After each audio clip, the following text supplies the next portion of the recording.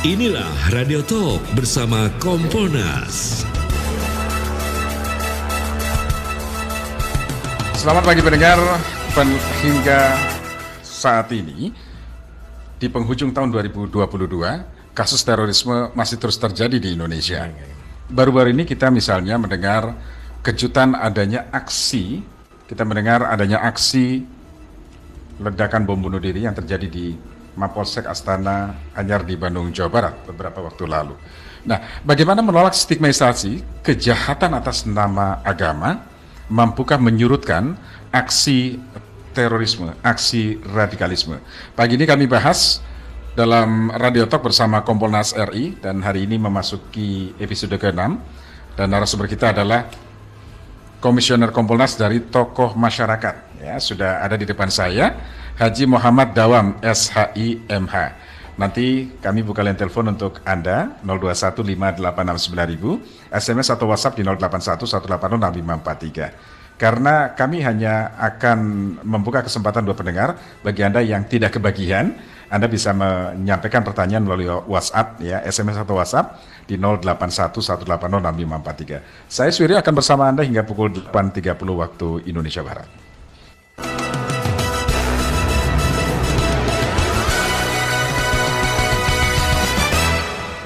Halo, selamat pagi. Assalamualaikum Pak Dawam.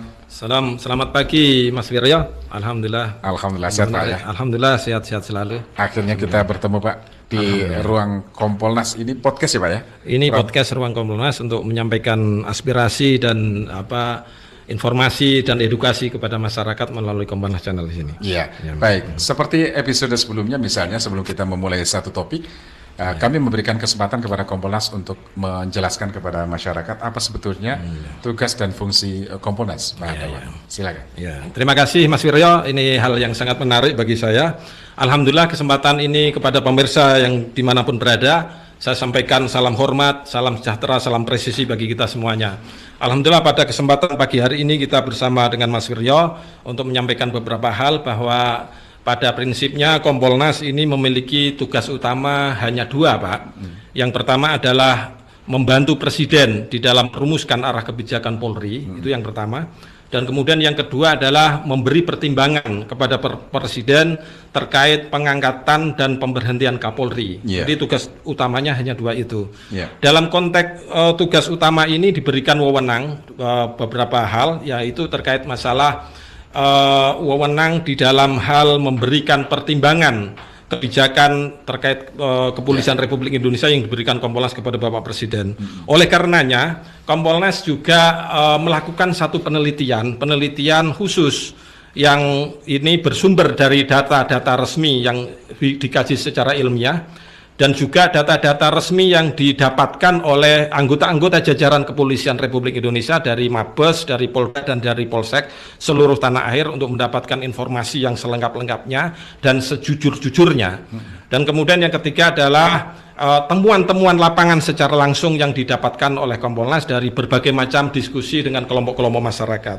Oleh karenanya kajian yang kita rumuskan, yang kemudian diberikan kepada Bapak Presiden untuk memberikan masukan terkait arah kebijakan Polri ini, sebaiknya memang dilakukan satu model penelitian. Salah satu penelitian yang kami lakukan, saya salah satu anggota Kompolnas dari unsur tokoh masyarakat. Jadi sebelumnya saya jelaskan juga Pak, bahwa Kompolnas ini anggotanya ada 9, 3 dari unsur pemerintah, yaitu ketuanya adalah Pak Menko Polhukam selaku Ketua Kompolnas, dan juga Bapak Mendagri selaku Wakil Ketua Kompolnas. Siapapun yang menjabat sebagai Menko Polhukam adalah Ketua Kompolnas. Dan kemudian yang ketiga dari Menkumham Pak Yasona Lauli saat ini, itu dari 3 unsur masyarakat. Dan kemudian 3 dari unsur pakar kepolisian, yaitu Pak Beni Joshua Mamoto yang seringkali berdiskusi dengan para pemirsa segala macam di berbagai macam kesempatan.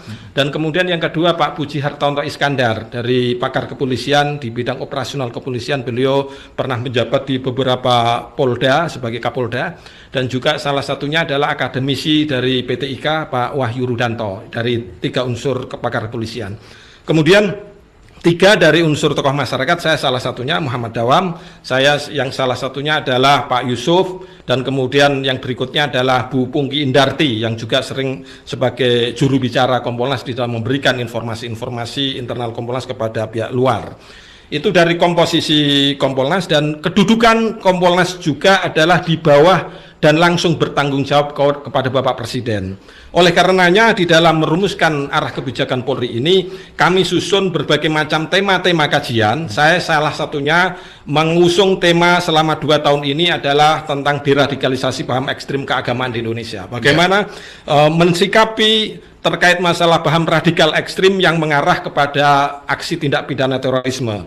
Ini disebabkan adalah kegelisahan yang utama yang pernah disampaikan oleh Bapak Presiden Bapak Jokowi pada tanggal 1 Juni tahun 2021 yang menyatakan pada prinsipnya adalah ideologi Pancasila saat ini dihadapkan dengan ideologi transnasional radikal ekstrim yang ini akan mengarah kepada perpecahan bangsa. Ini yang harus kita sikapi bersama, bagaimana Pancasila ini bisa kita kembangkan sebagai ideologi nasional yang juga memberikan dampak positif kepada kebangsaan kita.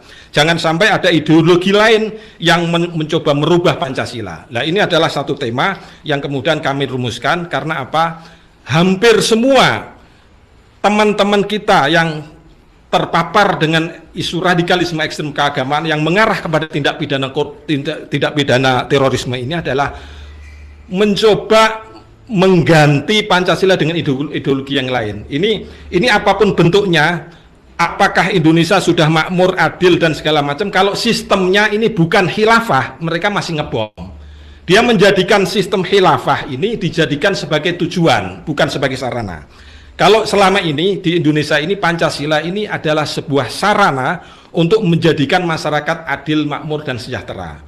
Ini mereka paham-paham ideologi transnasional radikal yang hampir semua dilakukan oleh kelompok ekstrim keagamaan yang mengarah pada tindak pidana terorisme ini di Indonesia adalah menjadikan yang seharusnya sarana dijadikan sebagai tujuan. Ini menjadi masalah utama besar, sehingga kami mendorong berbagai macam komponen masyarakat untuk melakukan satu dialog terbuka maupun dialog-dialog secara intensif kepada pihak-pihak terkait untuk melakukan hal-hal itu.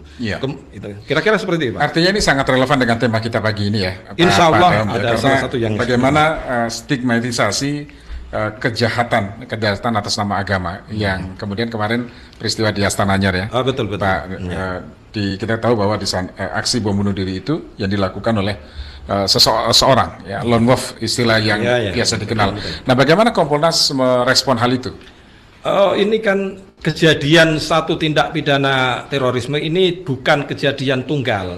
Biasanya kejadian-kejadian itu ada terafiliasi dengan berbagai macam kelompok dan isu-isu yang lainnya. Bisa jadi pada saat kejadian itu kita tahu bahwa hampir semua kejadian-kejadian teror bom di Indonesia itu pada masuk wilayah-wilayah waktu tertentu.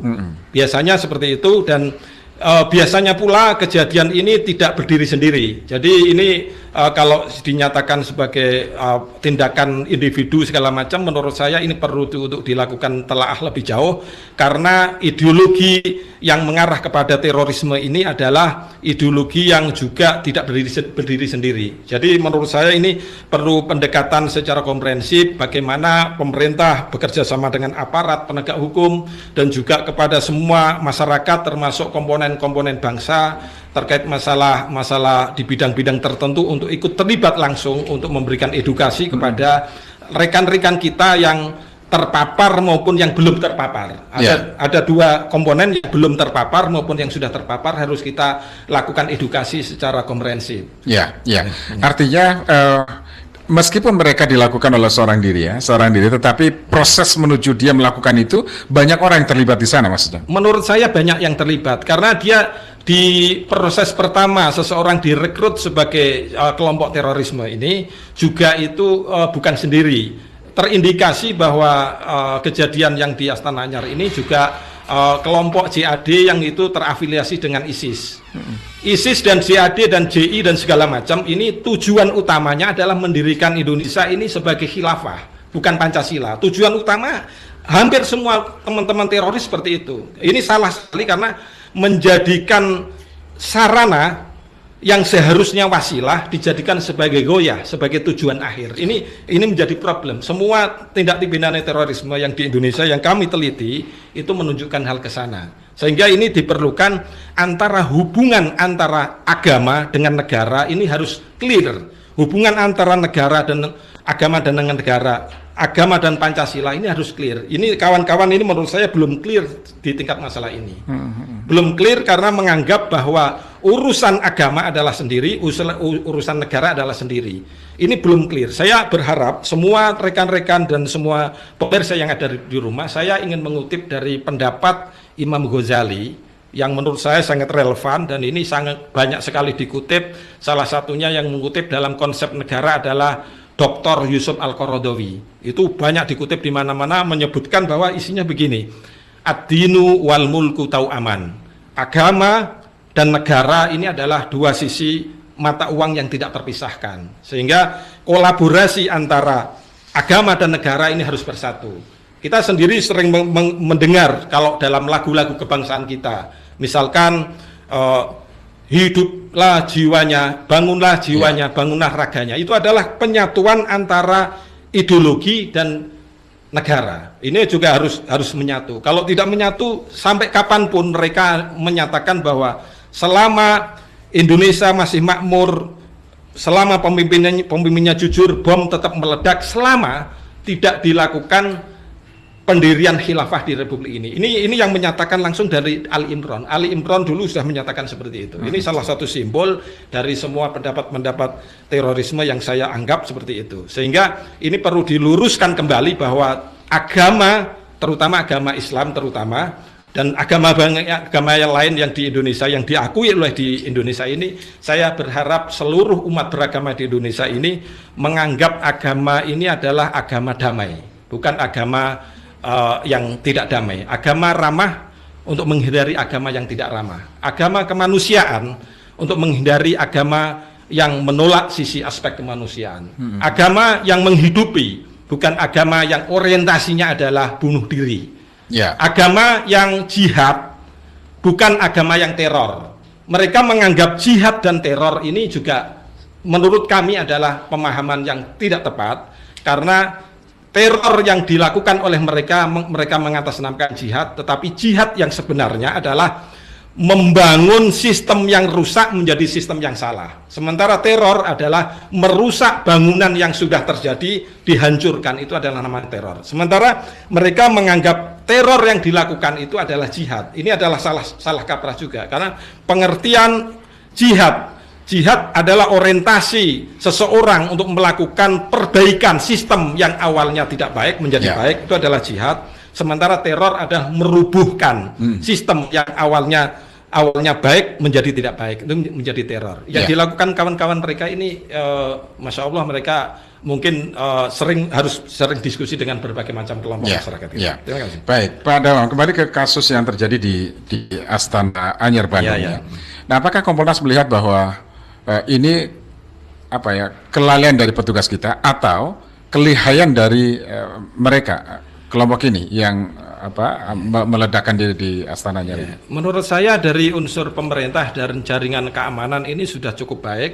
Dari aspek regulasinya, misalkan regulasinya adalah Perpu nomor 1 tahun 2002 itu sudah diperbaiki menjadi Undang-Undang nomor 15 tahun 2003 misalkan. Kemudian itu juga direvisi, diperbaiki lagi menjadi Undang-Undang nomor 5 tahun 2018 tentang tindak pidana terorisme. Ini sudah cukup baik. Bahkan di dalam undang-undang terakhir ini antisipasi terhadap masalah pencegahan terorisme ini sudah cukup baik, dilakukan dengan tiga hal, yaitu kewaspadaan nasional dan kemudian tentang kontraradikalisasi dan juga deradikalisasi. Ini isu-isu yang menarik menurut saya, secara perundangan sudah sangat baik, tetapi memang di dalam urusan sinergi di antara berbagai macam kelompok elemen masyarakat dan pemerintah dan semua unsur-unsur yang terkait di dalam hal ini perlu antisipasi secara dini dan berbagai macam kelompok untuk melakukan satu upaya-upaya antisipasi secara masif dan secara bersama. Di sisi lain memang kelompok-kelompok teror ini tidak bisa diduga kapan waktunya, Kemudian mereka melakukan satu upaya-upaya yang menurut saya ini adalah upaya yang dilakukan tanpa prosedur. Tanpa prosedur biasanya mereka juga koordinasi di antara mereka sendiri itu juga tidak terlaksana dengan baik. Di antara unsur internal mereka sendiri juga tidak sangat baik.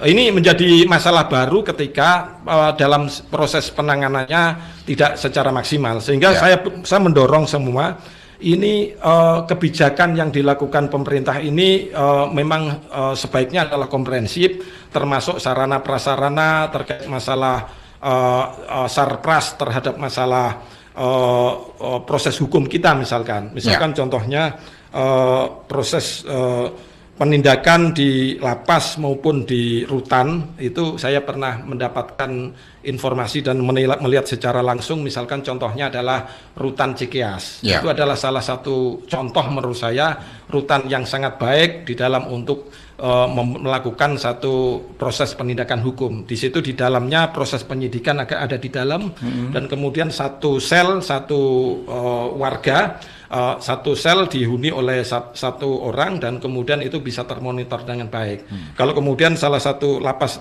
dan rutan itu merujuk pada konsep-konsep seperti itu sangat baik sekali, dan itu rutannya sangat besar dan kemudian standarnya ini standar Amerika dari aspek manajemennya dan juga dari aspek operasional di lapangannya, sehingga termonitor dengan baik. Menurut saya kalaupun ini dilakukan dengan sangat baik, seluruh teman-teman termasuk yang terjadi di Astana Anyar ini yang pernah mengalami proses hukum kemudian keluar itu menjadi sangat-sangat jera menurut saya. Kalau mungkin standar operasional di lapangan lapas maupun rutan itu dengan standar-standar yang sangat baik sekali. Baik. Terima kasih.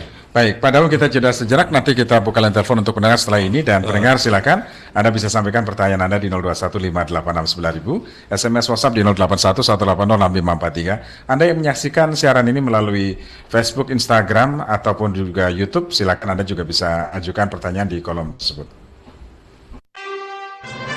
Radio Talk bersama Komponas.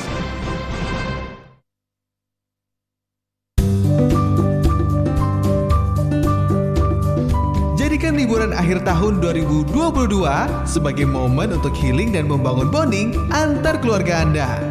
Tentukan destinasi wisata yang tersedia mulai dari Jakarta. Banyak taman rekreasi yang menjadi pilihan masyarakat untuk bersantai ria di wilayah Jakarta hingga yang terletak di luar kota. Halo pendengar Elsinta, saat ini saya ada di objek wisata Gunung Kelut. Kebun Raya Cibodas atau KRC adalah satu di antara tempat tujuan wisata yang sangat diminati. Bisa juga menikmati wisata kuliner yang memanjakan selera. Kuliner sego tempong ini tidak pernah ditemuinya di daerah lain selain di Banyuwangi. Tahu campur adalah makanan khas Lamongan yang bisa ditemukan dengan mudah di Surabaya. Simak juga giat berwisata aman dan nyaman dalam tips dan trik piknik asik. Mengemudi pada malam hari sebaiknya Anda tidak lakukan untuk perjalanan ke luar kota. Lalu kita menyiapkan obat-obat pribadi yang diperlukan dalam tas kita, seperti obat mabuk perjalanan. Serta jangan lupa untuk memantau pergerakan arus lalu lintas di sekitaran lokasi wisata. Di kawasan jalur wisata Pasuruan sebagai jalur Surabaya-Malang, gerbang tol Padalarang masih didominasi kendaraan luar kota Bandung. Semuanya tersaji lengkap di Elsinta setiap hari hingga 31 Desember 2022.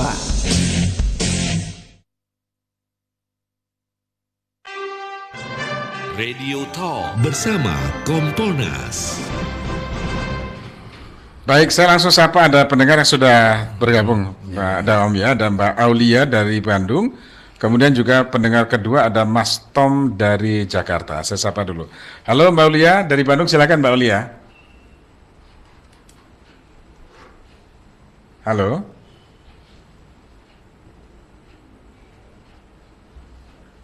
Mbak Aulia belum ya? Oke, kemudian Mas Tom dari Jakarta. Mas Tom, halo Mas Tom. Halo. Oke, baik. Sepertinya belum ya, nanti bisa masuk Mbak Aulia dari Bandung dan Mas Tom dari Jakarta. Nah, ini ada beberapa pertanyaan pendengar yang sudah masuk, diantaranya dari Pak Pudiarto. Pak, penolakan stigma Islam dipakai untuk teroris itu sah-sah saja.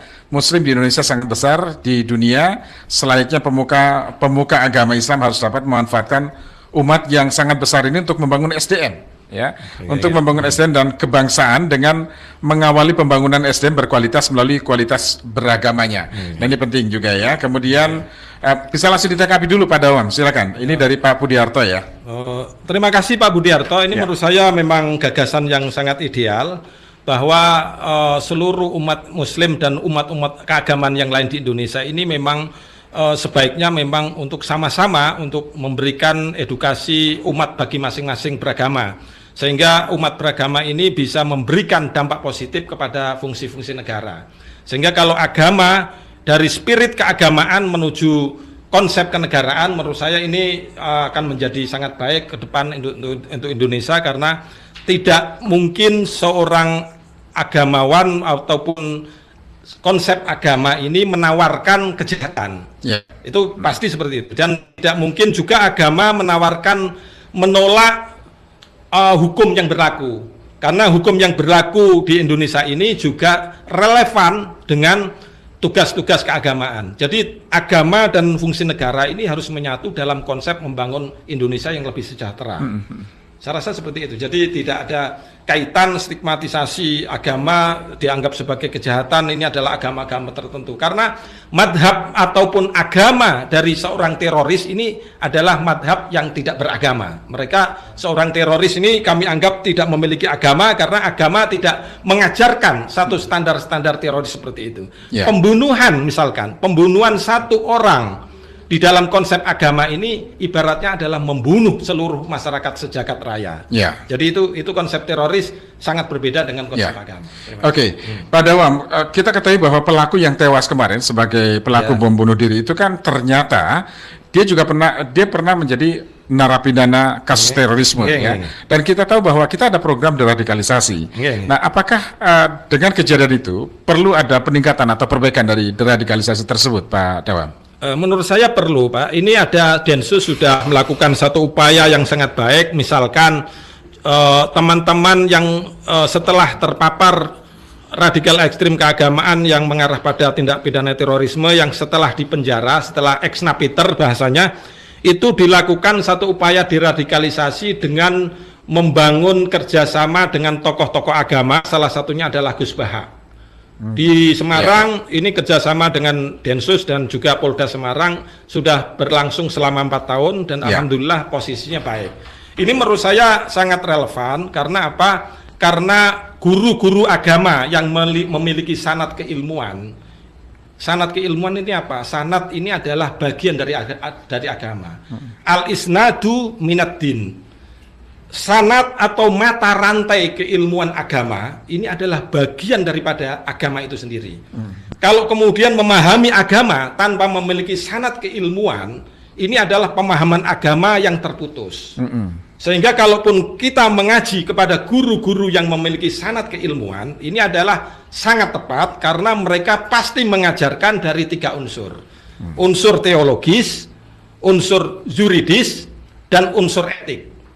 Kalau ini diajarkan seluruh segenap ex napiter seperti gagasan Gus Baha yang disampaikan selama 4 tahun ini, saya rasa ini dievaluasi sangat cukup menarik, sangat baik, dan kami berharap terus-menerus untuk ditingkatkan di berbagai macam kelompok masyarakat dan kelompok di semua elemen dan semua komunitas. Baik, Pak Dam, kita langsung sapa Mbak Aulia di Bandung ya, masuk lagi Mbak Aulia. Halo Mbak Aulia di Bandung ya, silakan Mbak. Jadi begini Pak, terus terang saja untuk aksi bom bunuh diri kemarin yang di Bandung sebenarnya itu bikin kita khawatir dan was-was. Jadi semoga kedepannya untuk nggak terulang lagi ya. Nah kalau untuk pertanyaannya, kita kan punya Densus 88 anti teror nih. Jadi kalau dari penilaian Kompolnas, bagaimana sih kinerja Densus 88 ini? Apakah sudah optimal atau belum dalam mencegah atau menangani aksi terorisme tersebut Pak? Baik, terima kasih Mbak Aulia. Kemudian yang kedua ada Mas Tom ya. di Jakarta. Mas Tom di Jakarta, silakan. Saya Tom dari Jakarta. Sebentar lagi kan mau Natal dan Tahun Baru ya Pak. Gimana Kompolnas bisa mendorong Polri supaya melakukan antisipasi atau pencegahan terhadap aksi terorisme? Menurut Bapak, apakah Polri sudah bekerja optimal? Terima kasih. Baik, terima kasih Mas Tom di Jakarta. Langsung ditanggapi Pak Padam. Alhamdulillah menarik sekali dari dua hal ini. Memang publik kita harapkan untuk ikut terlibat di dalam proses pencegahan dan penanganan terorisme di Indonesia. Ya. Terima kasih terutama Bu Aulia dan juga Mas Tom. Bu Aulia tadi menyatakan terkait masalah evaluasi terhadap kinerja Densus, kira-kira seperti itu. Kami meneliti Bu Aulia selama 2 tahun ini ke daerah-daerah. Kami berhubungan dan bersinggungan langsung kepada Densus 88 Kasat Gaswil di wilayah masing-masing dan juga BNPT di perwakilan di daerah, FKPT, dan kemudian juga dari Intelkam, juga dari Binda, Kabinda di seluruh wilayah daerah, dan juga SDM Mabes Polri, dan juga dari Binmas Mabes Polri. Kita teliti dari berbagai macam temuan-temuan kami. Memang kami menemukan satu titik yang menurut saya sangat efektif, sangat efisien ketika salah satu rekomendasi yang kami usulkan, yang ketika itu juga diusulkan oleh Densus dan juga BNPT dan juga dari berbagai macam kelompok elemen masyarakat agar kepolisian bekerja sama dengan Kementerian Agama di seluruh wilayah tanah air, di pelosok-pelosok tanah air, khusus bekerja sama dengan 3 unsur elemen masyarakat. Yang pertama dengan pengurus masjid-masjid, pengurus musola-musola yang tergabung di DMI maupun yang tidak tergabung di DMI maupun yang lainnya. Itu yang pertama. Kemudian yang kedua, untuk bekerja sama dengan penyuluh agama di seluruh wilayah tanah air sampai di kecamatan-kecamatan. Dan kemudian yang ketiga, bekerja sama dengan pengasuh pondok pesantren di seluruh wilayah tanah air untuk mencegah terjadinya aksi tindak pidana terorisme yang mengakar, yang menyebar di berbagai macam kelompok masyarakat, terutama melalui masjid-masjid dan musola, terutama melalui pondok-pondok pesantren, dan terutama dari kelompok-kelompok masyarakat di unsur-unsur itu. Itu kalau bisa terlaksana dengan baik, rasa-rasanya sangat baik sekali, dan saya apresiasi juga terhadap kinerja Densus 88 yang selama ini di dalam proses penindakannya ini memang menurut saya sudah cukup relevan, karena bukan sekedar penindakan tetapi pemantauan yang dijalankan ini juga tidak gampang, tetapi mereka melakukan pemantauan termasuk jaringan-jaringan pendanaan mereka dari mana, unsur-unsur kelompok-kelompok mereka dari mana. Mereka memiliki satu rumusan-rumusan yang menurut saya cukup relevan ketika kita melakukan satu telaah dan diskusi dan temuan lapangan di lapangan. Itu yang pertama, Mbak Aulia. Kemudian yang kedua terkait Pak Tom, terima kasih Pak Tom untuk mengingatkan kepada kami, dan kami juga terus akan mengingatkan kepada Polri, karena tugas Kompolnas di samping memberi pertimbangan terkait pengangkatan dan pemberhentian Kapolri adalah membantu Presiden untuk merumuskan arah kebijakan Polri. Di dalam merumuskan arah kebijakan Polri ini, Kompolnas juga diberikan kewenangan untuk melakukan tinjauan lapangan-lapangan untuk menilai apakah Sarpras Polri sudah cukup, memadai, apakah SDM Polri sudah cukup dan memadai, apakah SDM, kemudian Sarpras, kemudian anggaran kepolisian terhadap masalah penindakan terorisme ini sudah memadai atau belum. Nah, kemudian ini memang menarik yang disampaikan Pak Tom tadi terkait masalah Nataru, Natal dan Tahun Baru. Dan alhamdulillah selama ini Kepolisian Republik Indonesia sudah melakukan satu program secara khusus waktu-waktu tertentu. Di dalam program Nataru ini ada semacam program secara khusus dilakukan secara bersama di Polri dari Mabes sampai di tingkat pelosok-pelosok tanah air itu untuk dilakukan pengetatan secara komprehensif, jangan sampai terjadi hal-hal yang dianggap mengganggu Kamtibmas. Penggangguan terhadap Kamtibmas diupayakan tidak terjadi gangguan-gangguan itu. Secara khusus Polri melakukan satu operasi yang namanya Nataru, Natal dan Tahun Baru, dan insya Allah ini akan berjalan dengan baik, dan Kompolnas juga ikut memantau dan menilai terhadap masalah program ini yang dilakukan oleh Polri. Ya, baik. Padahal untuk pendengar interaktif kita cukupkan tadi 2 ya. Saya melengkapi diskusi pagi ini dengan WhatsApp dari Pak Derajat di Jakarta.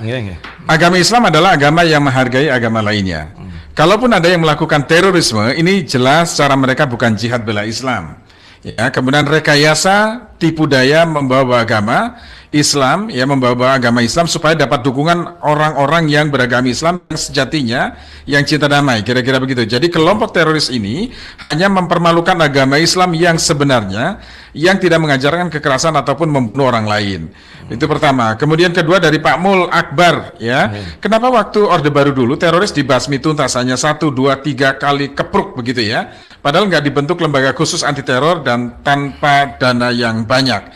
Nah, kenapa sekarang kok justru banyak aksi seperti itu? Kemudian dari Instagram akun Mujahidin_Tembong, kalau menurut saya teroris bukan Islam, mereka hanya membawa nama Islam dan memfitnah agama Islam, mencoreng nama baik Islam, karena dalam Islam tidak diajarkan tentang pembunuhan. Ya, ini dari Instagram akun Mujahidin_Tembong. Silakan Pak Dawam. Ya, alhamdulillah, terima kasih dari tiga-tiganya memang sependapat. Saya juga dalam konteks ini sependapat dengan yang digagas oleh tiga penanya tadi, yaitu Islam adalah agama rahmatan lil alamin, dan ini juga agama-agama lain di Indonesia yang diakui di Indonesia pasti mengajarkan hal yang sama, kasih sayang. Agama kasih misalkan di dalam tradisi Kristiani, kalau di dalam tradisi Islam adalah agama rahmatan lil alamin, dengan beda bahasa tetapi maknanya sama. Itu agama-agama di Indonesia pasti sama seperti memikirkan itu. Kemudian kalau kemudian agama dijadikan satu isu tertentu pasti menarik, karena pasti ini teroris pun akan mengganggu atau menggunakan isu-isu terorismenya adalah dengan isu-isu agama. Sebab apa? Kalau agama yang dijadikan isu, ini sensitivitas antara kelompok mereka semakin menguat. Contohnya misalkan di dalam konteks politik identitas yang mengatasnamakan agama, ini juga satu isu yang sangat menarik bagi mereka untuk menganggap bahwa tindakan mereka ini adalah tindakan agama, padahal ini sama sekali tidak ada kaitan sama agama. Agama manapun menolak dengan kejahatan, agama manapun akan menolak terhadap sistem yang memberikan sistem yang memberikan suasana yang tidak kondusif kepada masyarakat. Semua agama pasti menganggap sistem yang salah itu adalah bukan agama, tetapi sistem yang benar adalah agama. Saya ingin menarik pada pendapat salah satu tokoh filosof dari Mesir, namanya Dr. Hasan Hanafi. Hasan Hanafi menulis satu buku yang buku itu dikembangkan dan dibaca hampir di seluruh dunia Muslim di Timur Tengah. Namanya buku filsafat khusus yang diberi judul Minal Aqidah ila Saurah.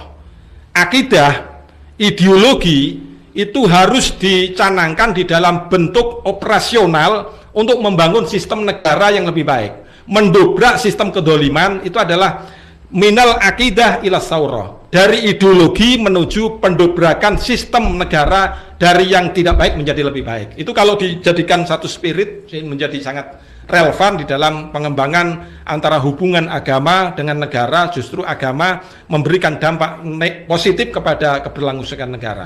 Menurut saya dari tiga pendapat tadi sangat relevan, tetapi memang pada saat ini dengan perkembangan medsos yang luar biasa ini, maka antisipasi penanganan dan pencegahan terorisme ini juga bukan hanya fisik, juga harus dilakukan dengan upaya-upaya yang ordinary, yang berkelanjutan, yang sangat diperhatikan adalah upaya pencegahan dari media sosial. Media sosial ini sangat besar pengaruhnya. Ini juga harus dilakukan upaya-upaya pencegahan terorisme, radikalisme, dan ekstremisme keagamaan ini melalui dunia maya, melalui dunia medsos, dan ini juga harus kolaborasi. Intinya harus kolaborasi semua unsur yang ada di Indonesia yang sepakat bahwa teroris ini bukan ajaran agama, maka kita sepakat untuk melakukan satu upaya rangkaian bersama untuk membongkar jaringan-jaringan terorisme ini jangan sampai berkembang di Indonesia. Terima kasih. Baik, terakhir Pak, ke depan menyongsong tahun 2023, apa rekomendasi Kompolnas agar tidak kebobolan lagi nih, tidak terjadi lagi kasus kejahatan aksi terorisme di Indonesia? Ya, terima kasih Pak Mas. untuk tahun 2023 menjelang 2024 ini adalah tahun yang sangat sensitif. Tahun yang diduga ini adalah tahun 2023 ini tahun yang ramai di berbagai macam kelompok instrumen masyarakat, baik di dunia maya maupun di dunia langsung secara fisik. Ya. Terutama menjelang proses pemilu. Sehingga kami antisipasi mudah-mudahan Kamtibmas, Harkamtibmas di seluruh wilayah tanah air dalam menyongsong tahun politik tahun 2024 yang dimulai pada tahun 2023 ini, peningkatan upaya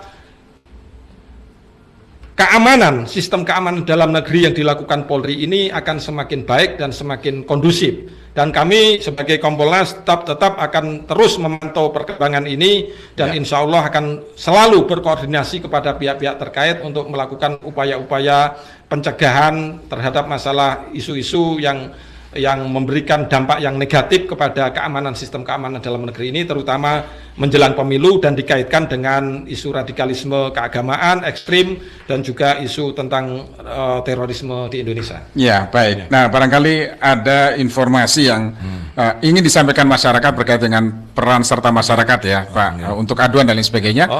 Di Kompolnas apakah juga membuka ruang itu? Alhamdulillah di Kompolnas itu setiap hari, Pak, setiap hari kami menerima aduan masyarakat kisaran 20 sampai 30 aduan masyarakat di seluruh tanah air. Kami berenam yang didaulat, yang dikukuhkan, yang diminta oleh Pak Ketua Pak Mahfud MD sebagai Kompolnas harian, maka Pak Beni Mamoto sering disebut sebagai Ketua Harian. Ya. Artinya di Kompolnas ini ada anggota harian Kompolnas yang setiap hari menerima aduan-aduan masyarakat kisaran 20 sampai 30 aduan. Itu yang datang secara langsung. Ada yang datang secara langsung, ada yang datang yang tidak langsung. Kalau aduan telepon dan lain sebagainya mungkin bisa disebutkan Pak Dawam? Boleh, kalaupun ada masyarakat yang ingin mengadu nanti bisa mengadu ke Kompolnas dengan nomor aduan Kompolnas 0822 7592 2003. Bisa saya ulangi lagi untuk pengaduan masyarakat kepada Kompolnas 0822 7592 2003. Itu nomor aduan masyarakat ke Kompolnas. Jadi bisa dimanfaatkan nomor aduan tersebut ya. Baik. Pak Dawam, terima kasih sudah bersama kami Pak Dawam. Diskusi ini sangat menarik sekali dan kita mendapat pencerahan bagaimana kita bersama-sama mencegah aksi terorisme terjadi di lingkungan kita. Terima kasih. Selamat pagi. Assalamualaikum. Waalaikumsalam warahmatullahi wabarakatuh. Salam presisi. Pendengar, demikian tadi bersama anggota Kompolnas, Komisioner Kompolnas dari tokoh masyarakat Haji Muhammad Dawam SHI MH. Saya Suwiryo, sampai jumpa pada lain kesempatan. Assalamualaikum. Demikian tadi Radio Talk bersama Kompolnas.